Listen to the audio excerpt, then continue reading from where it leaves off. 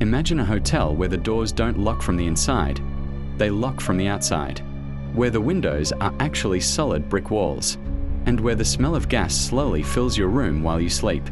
This wasn't a movie. This was real.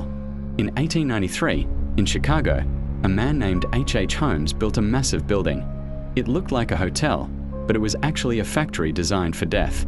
History calls it the Murder Castle. And the secrets hidden inside its walls are more terrifying than any ghost story you've ever heard.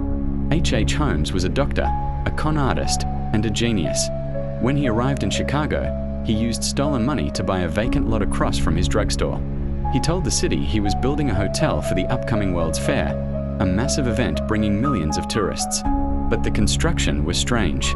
Holmes hired and fired crews constantly.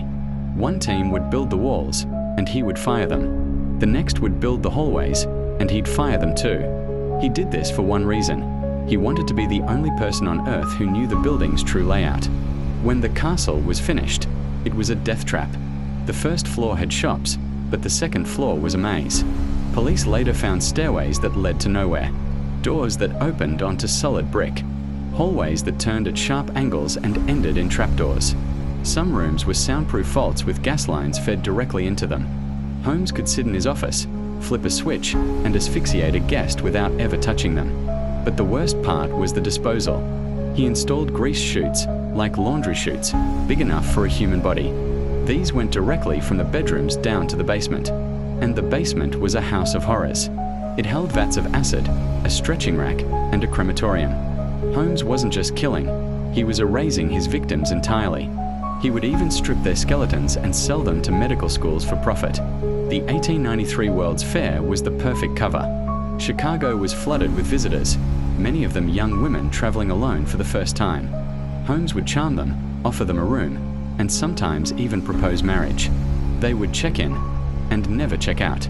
Because everyone was a tourist, nobody noticed when they went missing. If a girl vanished, people just assumed she moved on. Estimates of his victim count vary wildly. Holmes confessed to 27 murders, but experts believe the real number could be as high as 200. Holmes wasn't caught for murder. He was caught for an insurance scam in Philadelphia. But when police investigated his past, they were led back to the castle in Chicago. Inside, they found the personal items of dozens of missing women hidden in the walls and stoves. The press went into a frenzy, dubbing him the Devil in the White City. H.H. Holmes was hanged on May 7, 1896. His final words were chilling.